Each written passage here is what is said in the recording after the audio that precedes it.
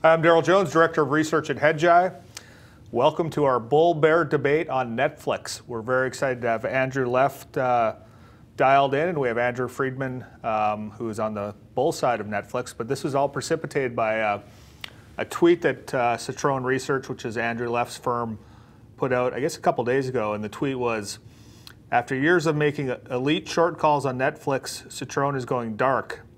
All in quotation marks. New data shows international traction might be the quote-unquote mechanism to take the stock back to 350. Long Netflix into next quarter is the real money heist. International said goodbye to cable girls and hello to Netflix. So obviously a very funny tweet, but curious, Andrew, to get your thesis here. You've been on the other side of Netflix and been quiet on Netflix, but now you're going long, which is an interesting transition. Yeah, I've actually disliked Netflix for a while. I thought the market was always over-enthusiastic about it so many different times. And it was trading calls. Can you hear me properly, by the way? Yep. Yeah, okay. we can hear you. And I was telling you right before we went on, when I say own Netflix to 350, does this mean the case own Netflix to 1,000 over the next 10, 15 years? I don't know about that. But I'll tell you, similarly, when I see the market get overly enthusiastic about Netflix, right now I think the market's being overly unenthusiastic because of the Disney launch, right? And I think the Disney launch is going to be a bit anticlimactic. I think international, it's making big, it is disrupting international the way it was the US, people going, oh my God, look at this content, doing it a bit slower, but has a lot of penetration, a lot of room to grow. Doesn't have as much competitors, and I think they will be able to show that they will be able to grow the ARPU. Now, do I want to own this, as I said earlier, against, if you said to me, Andrew, you have to own this or Disney for the next 10 years, it'll be Disney. Yep. There's risks involved in owning the stock, no doubt. But I think with the sentiment built in, everyone knows, yes, they're addicted to debt. And when Reed Hastings came out lately and said, we're not actually going to spend less money on content, we're going to spend more money on content. Unless you put Reed in the Elon Musk category of CEOs, which I don't. I think Reed just a visionary. He's a great guy. I think he spends way too much money. I think he's an amazing leader, did one of the greatest pivots in corporate history. But more importantly, I think he understands his role, where it can be, how they can grow the ARPU, and they're going to do it. Listen, even Bob Iger said he's not canceling his Netflix. So I just don't see. I know personally, I'm sure everyone who's watching this, every fund, every institution, you go home, you look at your cable bill, and you say, what am I paying for? And then you look at your Netflix bill, and when it comes to content, it's probably the best deal you have out there.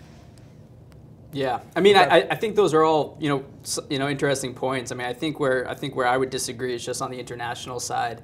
The data that we looked at when we look at the number of subscribers by country does look like a lot of the positive revision cycle and the acceleration in subscriber growth that we saw was mostly driven by countries in the United Kingdom and developed economies where, Netflix is, those are wealthier countries that can afford Netflix. I think the issue, and to your point on ARPU, which is why, especially in the international side, I would kind of push back on, is that we're at the point in the adoption cycle internationally where a lot of that growth is going to have to come from countries like India. It's going to have to come from developing economies like Malaysia, where simply Netflix is just too expensive. I mean, when we looked at when we adjusted the addressable market for income differentials, you're looking at Netflix being too expensive for 50% of international internet users. The fact is that in India, the median income is $7,000 a year, and Netflix just had to cut their price by 40-50% to even try to be competitive, and they're still not getting significant traction. So I actually think that the adoption is pretty challenged going forward, and then on the ARPU side, the incremental subscribers probably going to be more dilutive to ARPU than accretive. So it's going to be interesting to see how that plays out for sure. And that's all going to go to cost of spend. You have every international company does business in those particular countries and has those particular challenges and adjusts their business to it. If they're going to pay the same type of money for localized content in India as they did in the U.S., I would say, wow, that'd be a big problem. And then right now they have the top shows in Korea, really the only shows people are talking about right now in Korea. Yep. So again, those are the growing pains. It's going to cost less money. Why not? I mean, prescription pharmaceuticals cost less money other places in the U.S. True. So why not entertainment? And I think they'll find a way to adjust it. The key thing is once they do build a catalog, they will be the only alternative. So there's two ways of looking at it. You can look at it this quarter, saying, you know what, I'm wrong, you're right. Dan Sondheim put out a great note on it from D1, and he was talking more about the people who are looking at it for 5, 6, 7 years out right now, saying what is the future of entertainment going to be? You'll have your news and you'll have your Netflix. That was Reed Hastings' point. And if that's the case, then the bull case is still intact. It's very important as traders, and I know everyone who's watching this, in my opinion, when people say, should I own Netflix? It's, should I own Netflix versus what?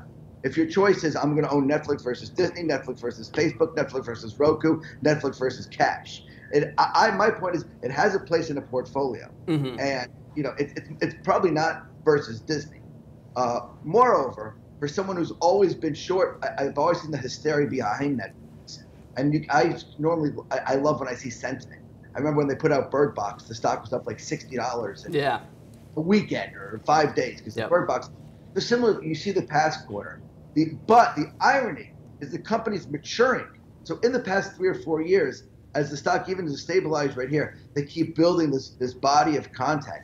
I think anyone who's going to look at the Disney offering, and I'm a father of 4. I don't even know if my kids want to watch the Disney movies. I mean, my youngest did. They've evolved so much. Children have evolved. I have a 10-year-old, and I have a 22-year-old who used to be 10, and maybe he wanted to Marvel. I mean, if Disney bought Fortnite, maybe the game's over. We can talk. Well, look, I mean, I think. What's your take on this idea that Netflix has this deep moat because of the content library? Sure. I mean, look, I don't think Netflix has a library. I mean, like that's just, if you look at the percentage of the titles that they actually have that they're currently offered, then they actually own the rights to is very small. It's less than 6%, and that's a big part of why Disney's, I think, going to be so successful. And it seems like we're on the same page with Disney over the long run. But the reality is that Netflix has to spend so aggressively $15, $16 billion a year because they're playing catch up with the rest of legacy media, which has a very large slate of great content that they can leverage and monetize in a direct to consumer fashion. I think that Netflix's content, it's hard to sit here, right? I don't think it's worth anyone's time if we're going to sit here and debate, the quality of Netflix content, because tastes and preferences are just so widely distributed, broadly speaking, that it's hard to really. I think Netflix content's so lowbrow and cheesy sometimes. And also, more importantly, the U.S. mentality is so lowbrow and cheesy. So it fits right into it. Although, give it to Game of Thrones, which is probably the biggest sensation ever on television. It didn't fit into that category. So. Well, but it's funny you mentioned Game of Thrones because I actually, and I know this is a hot topic of debate, and no one has a really solid answer to it. But I actually think that Game of Thrones wouldn't have been as successful if it was released all at once. I think the episodic element of it, the weekly releases, is actually important to gaining cultural value. And I think. And by the way, that's a very good point. Andrew, I'm very glad you mentioned that. Because I think Netflix is going there. I forgot the name of the titles right now they're doing it with. Yeah, they're doing it with some of their like reality shows, but they're not. I don't think they're not. I don't think they're doing it with all of them yet. I agree with you. I think they have to get there. I think that the binge watching might have created a sensation. It's probably business suicide, especially because we deal with the cancellation generation right now, right? Yeah. So I agree with you. Create content, but make it episodic. Get people to talk about it during the week. I couldn't agree more. And that's just going to be the maturing process of Netflix. Yeah. I would have never thought Netflix is going to be where it is right now. I don't think Apple's going to be a competitor in content. I think everyone else is spinning their wheels. I actually don't think it's tough. Obviously, it's like if you look at Tesla right now and look where it is, okay? Mm-hmm. The big thing with Tesla is look at all their competition. But the truth was the other competition was putting electric motors on cars. You can't be half pregnant. You're going to be an electric car company or you're not. Fine. So Disney, they're not about to start losing money. They're not to start going, just bleeding to create all this vast content to put online. They can't. Unfortunately, but they are, though. They are. I mean, they're like, if you look at, next year, they're already looking at like estimates of like $2 of earnings just disappearing as they're investing on the margin for this streaming service. The capital markets have created Netflix. That's it. That's now true. Where it goes. But well, it's the media. I would say the media companies have created Netflix, right? All these legacy media companies licensing their content. So between the capital markets, I agree, and these media companies definitely 100%. are. Yeah. They gave them a head start without even realizing it. 100%. If we're looking at where Netflix is going to be in 5 years, 6 years, if you told me it was going to be lower for, they couldn't scale the business, whatever it is, it's not like it would be the most shocking thing in the world. Although I do believe right now the sentiment on Netflix become more bearish than I've seen it in a while. Yeah. Knowing how things work in the hedge fund community, when this thing was going up and I was short and everyone said to me, I had the smartest people around, you don't get it, it's going to 1,000. I think whenever I hear a hedge fund say it's going to 1,000, just short it right there and breathe. Yeah. Well, it's a good point on sentiment. How do you measure sentiment? Is it more anecdotal conversations? And on that, I do have a follow up on that point. But go ahead. But how do you think about sentiment on this stock? You would look at. I've not looked at it lately. You look at short interest. Yeah. You look at the long-term institutional holders. See if who's out, who's in. Yeah. You saw how it traded after last quarter. Yeah, exactly. Just the whole. I still get the sense that it's still widely overowned, and that we were talking about Roku before. You have the rise of these alternative platforms, the ways to play the whole OTT growth story. Now, granted, Roku's, to your point, you said that the EV per subscriber for Roku is 2x that of Netflix. You could also argue that Roku's growing much faster than Netflix and has a longer runway ahead of it, at least in the near term. But on the Netflix side, I'm just curious on sentiment. If U.S., what do you think the stock does if U.S. subscribers are flat sequentially in Q4 and they come in and they have an inline international number relative to their guide? What do you think the stock does? Oh God, it depends so much where the market is overall, but it would probably go lower. Yeah. But you know what? Could it go lower? And people say this is the time I've been looking to buy on the sidelines. Could it? What are the comments made? If it was only as binary as this is the number, this is what the stock's going to do. It's just not like that. Yeah. Yeah. But I do think the bloom is definitely off the rose with Netflix. You already have them on, on that network. I forgot what it's called, that See Something network that people talk about business, right? They want to kick it out of the fangs. Let's disconnect it. I'm not saying it should be. Obviously it's a whole different business than Facebook or Google. I mean, a complete different type of business. It is an entertainment company, but it's a platform entertainment company. I think just like Andrew, I agree with you. I believe in Reed. I think he's going to make the right decisions to try to transform. I don't think he's going. On that, I've been shocked, right? Because I've been always waiting for the other shoe to drop, right? Because he's consistently said we've been preparing for this moment for a long time, and yet his answer so far this year has been let's take on an 18% price increase across the board. Let's continue to ramp in original content. Let's get bigger into film. And I understand the original content strategy, I do, but you would think that with so much competition coming, and competition that is willing to undercut you on price, that they would have something else to offer, whether it's a new product or you mentioned Fortnite, maybe buying some. I don't know what the answer is, but I'm just surprised that they haven't done something bigger.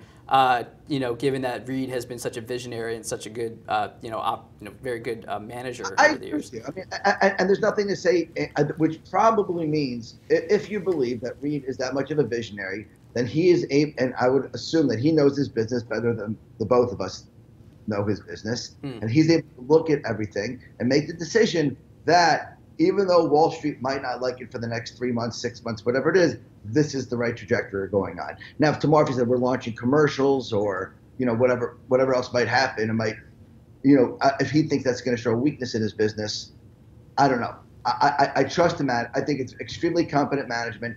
I think it's a competent. Yep. I think it's a great product. I think you're 100% right. They must go to episodic, okay, to keep it in, and it's actually become a part of fabric. I can grab one of my children right now and say, would you rather have? I said this comment years ago. Would you rather have HBO or Netflix? And my kids will tell you what's HBO. Well, now they'll have HBO Max that's coming in April. And that looks pretty good. That looks pretty solid. People don't even know. Some of the younger people don't even know what the word TV is. I mean, TV just means good point. Who watches TV? Your parents when they put on the news. Yeah. You grab your iPad and you watch Netflix. So one thing I want to ask you about is what we use to kind of assess what's happening quarter to quarter is app download data. I'm curious, Andrew Left, if you look at that data, have any thoughts on it, and then I don't know to what extent you can get into it, but in your tweet you mentioned some international data that is somewhat so there's we look at some data, okay, and it's not the typical credit card data that everyone's discussing.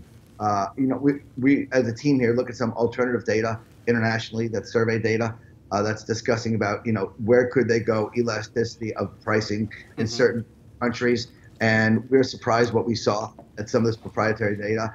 It's not going to say that's going to play out this quarter. That's really, it just made me more encouraged for what could happen over the next 2 to 3 years. So understand when I say I'm long Netflix, it's very difficult. It's not like I replaced my Apple position, for Netflix position. I said it has a place in a certain portfolio, not a number one holding, obviously, right? Because you have to understand the speculative nature of it. But it went on, for me, it went on what I was saying internationally for what could be larger penetration, complete dominance in the entertainment space internationally, getting away, the compelling nature of their shows. But more importantly, the growth in ARPU and sentiment. So I just saw, I think sentiment, and I wouldn't be surprised if they beat this quarter. You still have a lot of very smart people saying this thing's going to 1,000. Forget about 1,000. Yeah.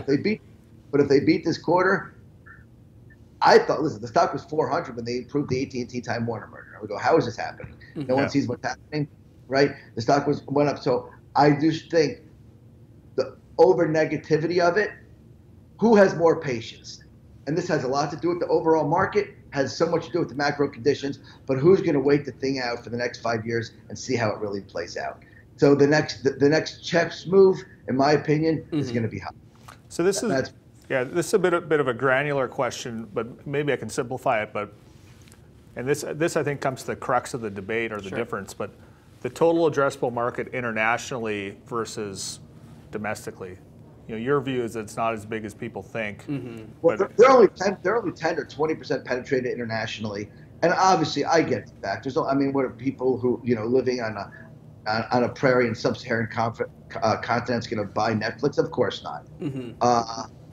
So and that's a whole different argument. At least when we talk about the U.S., we can get a grasp on the income or what people can afford. So international is such a broad term, right? Yeah. Yeah. I mean, and on that topic, I think that when I look at the addressable market, even if you factor in, increase in internet adoption, per capita income growth, those types of things, I still only think that you probably get to like 20% of all, global internet users. So I think their addressable market's about 300 million. Yeah. And of that, maybe they get 200 of that, especially because the competition's not a problem today, right? But 2021, 2022, I would expect the international markets to start to look more like the U.S. market when it comes to the number of streaming services being offered and increased competition.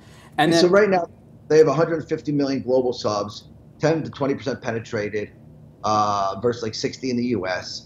So well, I think that 60 million though, and I'd love to hear your thoughts on it, but I think that 60 million could be way too high. I mean, if you have all these streaming services launching, and I know that you're not canceling your Netflix subscription, but when the survey work that we've done, I do think that there is a tail of people that will cancel on the margin, and I actually think that 60 million could actually look like more like 50 million in a couple of years, especially with all these new streaming. You have to admit, in a world of DoorDash, if you have Postmates, Grubhub, where it costs $10 to bring food to your house, if you look at what you pay for Netflix, it probably in the world of new technology, probably the best deal out for anyone. Yeah, I hear that a lot. The pricing survey that we've done and the data would suggest that there is price sensitivity here, especially like the $10 price point's key. And so what we've seen in the data is that as you go higher over $10, that's when you actually see people start to churn off more. And we've seen it, right? Look at the U.S. They had the largest price increase. the basic plan went from, they raised that for the first time, and the churn in the U.S. has been elevated ever since. I mean, I don't think people just. I think going episodic will change a lot of it. I agree, but I don't know if, I mean, they've said that they're not going to do it. So I mean, just like they said that they're not going to do advertising, I think advertising is something that they should probably consider too. But they haven't done that yet. So here's a question for both of you. This has come up before when we've outlined the bear thesis, but is there any chance that Netflix has taken over or bought? I mean, obviously there aren't a lot of companies with that kind of scale, but is there potentially a buyer for Netflix? I mean, there was only one buyer, and I don't think, and Apple, and that buyer's not Apple. No way, no day buys. No, at $50 a share, there's probably a buyer. Yeah. I mean, like I think it comes down like the big question comes to like the value. Where do you find value, right? So value in distribution versus content, right? And for a lot of these media companies, the values in the distribution, which they already have that scale through other channels. There's no way. So the next question, is there any chance that Netflix doesn't exist in 10 years from now? I would say yes. I'd say it's possible. I mean, look, it's hard to say it's not possible, right? It's not. It's very low probability, right? But to say there's a 0% chance, it's too much part of our fabric. It is. Sometimes you get things. It's way too much part. It might exist in a different way. We see it now. In its current form today, right? I mean, will it be around in 10 years in its current form is a different question than will it be around in 10 years altogether. Right? In my opinion, there's only one, we also forgot another thing, Andrew. Netflix has pretty much given up and said, we're not doing sports, which is television, a big part of television. Mm-hmm. The question is there a chance in 10 years will Netflix be in sport? Will 5 years be in sports? How does it look right now? Will there ever be an issue? I mean, I personally believe that Amazon gets football. Does Amazon get football? If they don't get football, there's DOJ issues here. It's so honestly, that's how the entertainment field plays out and how entertainment is allowed to be a loss leader for other companies like, let's say, an Amazon, out of my pay grade, right? But I definitely believe that Netflix has become way too part of our fabric that it will exist. Yeah, I mean, I think the big issue is just the financial model, right? Their reliance on capital markets to continue to fund their strategy, and if they actually lose subscribers and they can't fund their content spend, what does that do to the model? Does it exist? Like I said, it's a low probability outcome that it goes away, but it could. Yeah, I think it just changes, right? I think that. What's likely to exist? DirecTV or Netflix? It's very true. No, I would bet Netflix exists more so than DirecTV, but I think that somewhat misses the point, just given that if how reliant Netflix is on their original content strategy and the fact that they are burning $3.5 billion of cash a year. So here's a question we have from folks. How do you think about valuing Netflix, or does valuation even matter? Is it more a story of sentiment and the revision cycle of earnings and subs? How do you value anything in this sport? How do you value it? Come on, I think I've told you I'm short Wayfair for so long. It's an $8 billion money-losing furniture reseller, unoriginal. I mean, everything that Netflix has done by transfer, this is not done. This could go away, no one even thinks. And it's $8-9 billion, right? I could probably look down my list of names and give you more and more names that probably will not exist, that are multi-billion. So, I mean, how do you value this? This is why we wake up every day and bang our head against the wall. Yeah, I mean, look, I think there's a couple. I mean, the way I look at it is, I think at its core, Netflix is a media company, right? So, what do you look at the multiples that you pay for other, media companies, and that's about 10 to 12 times EBITDA. So, put that on your terminal value, or what have you. The other thing that's kind of interesting is that the multiple in the stock price tracks the year-over-year growth in subscriber numbers, and so until that stops working. I think it's a good way to look at it, because if I personally think that subscriber growth is on a decelerating track for the next couple of years, and that's the case, then I think the stock follows suit. But yeah, I agree. It's really hard to value these companies. I mean, the sell side estimates just look really silly. I mean, you have free cash flow estimates, negative, and this huge hockey stick as they get scale, but they've really shown an inability to scale the business from a cash flow standpoint.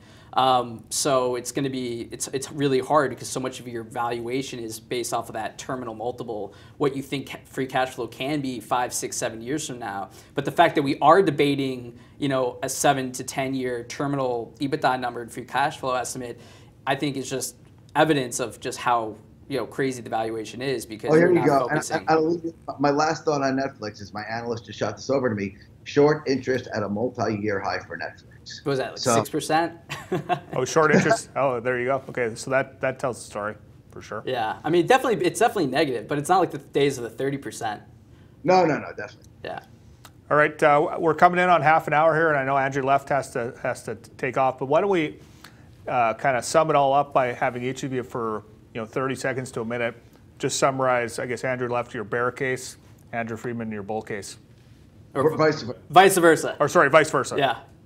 I mean, so the bull case was looking at it as more of a trade rather than not trying to predict the next 10 years of entertainment like many people have. It's not going to 1,000 argument, but saying rather it's become extremely negative sentiment on the stock. I think people are going to be quite disappointed with the launch of Disney. I don't think it's a comparable offering. I think people will own both. I think there's elasticity in the pricing of Netflix. Yes, how will this model play out if we take it in a snapshot today?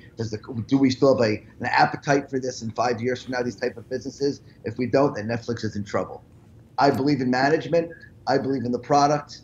I believe in the international is under-penetrated, and I do believe the ARPU can expand. And if they can prove it right this quarter with a high short interest, $350. All right. All right, yep. Andrew Freedman. Yep.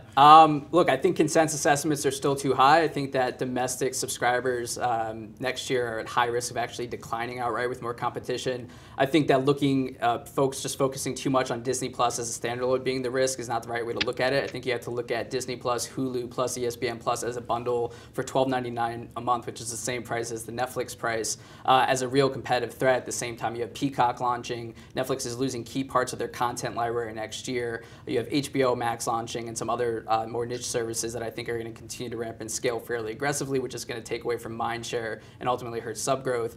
I think that the international markets are more challenged than people actually think.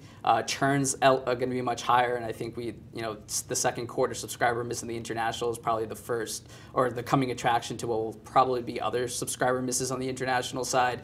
And if I'm right and growth continues to slow and they can't hit the numbers, then they can't fund their content strategy, and I think it's a $150 stock sometime in the next 6 to 9 months. Wow. Okay, great. Thanks everybody for tuning in. Thanks Andrew Left.